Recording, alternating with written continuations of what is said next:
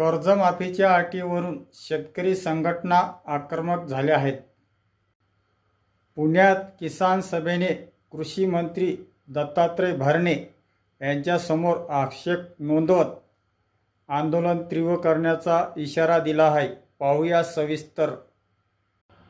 कर्जमाफीतील जाचक अटी आणि देवस्थान जमीन प्रश्नावर किसान सभा आक्रमक झाली आहे. पुण्यात कृषी मंत्री दत्तात्रय भरणे यांची भेट घेऊन शिष्टमंडळाने विविध मागण्याबाबत आक्षेप नोंदवले. कर्जमाफीच्या अटीमुळे लाखो शेतकरी लाभापासून वंचित राहणार असल्याचा आरोप करत शेतकऱ्यांचा सातबारा खऱ्या अर्थाने कोरा करण्याची मागणी करण्यात आली. तसेच देवस्थान जमीन कायदा पुन्हा सुरू करावा, पीक विम्याचे रद्द केलेले ट्रिगर लागू करावेत आणि पेसा मोबिलायझर पदे कमी करण्याचा निर्णय मागे घ्यावा अशी मागणी करण्यात आली. मागण्याकडे दुर्लक्ष झाल्यास आंदोलन आणखी तीव्र करण्याचा इशारा किसान सभेने दिला आहे. दरम्यान या प्रश्नाबाबत मुख्यमंत्र्यांकडे पाठपुरावा करण्याचे आश्वासन कृषी मंत्री दत्तात्रय भरणे यांनी दिले आहे.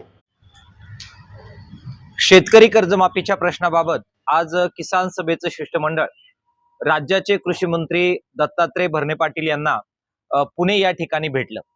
2019चे जे शेतकरी कर्जमाफीमध्ये होते त्यांना 2026च्या कर्जमाफीमध्ये केवळ 50,000 रुपयाच्या आत ठेवण्यात आलेलं आहे आणि तेही त्यांना OTS करण्यात आलेलं आहे. त्याचबरोबर जे नियमित कर्जदार आहे ज्यांची संख्या खूप मोठी आहे त्यांना सुद्धा 50,000 रुपयाच्याच आत लाभार्थी ठेवण्यात आलेलं आहे. त्याचबरोबर जे साखर कामगार आहेत, दूध संघात कर्मचारी आहेत त्यांना सुद्धा वगळण्यात आलेलं आहे. या सर्व अटी रद्द करून जो माननीय मुख्यमंत्र्यांनी शब्द दिला होता शेतकऱ्यांचा सातबारा संपूर्णपणाने कोरा करावा ते त्यांनी करावं ही मागणी आज किसान सभेच्या वतीने आम्ही त्यांना केली. त्यांनी आमच्या मागण्या सविस्तरपणे ऐकून घेतलेल्या आहेत आणि राज्याच्या मुख्यमंत्र्यांबरोबर चर्चा करण्याचं आश्वासन दिलेलं आहे. त्याचबरोबर कर्जमाफीच्या अटी शर्तींसाठी जी समिती गठीत करण्यात आलेली आहे त्यात सुद्धा आम्ही उपस्थित केलेले मुद्दे मांडण्याचा संदर्भ त्यांनी आपल्याला दिलेला आहे. आम्ही अपेक्षा करतो की शेतकऱ्यांच्या या मागण्या ते मान्य करतील आणि या संपूर्ण अटी काढून टाकून शेतकऱ्यांचा सातबारा पूर्ण करण्याच्या बद्दल ते पावलं टाकतील. तसं जर झालं नाही तर आंदोलनाची भूमिका किसान सभेने घेतलेली आहे. हे आंदोलन अधिक तीव्र करण्याच्या संदर्भामध्ये किसान सभा त्या बाबतीत पावलं टाकेल.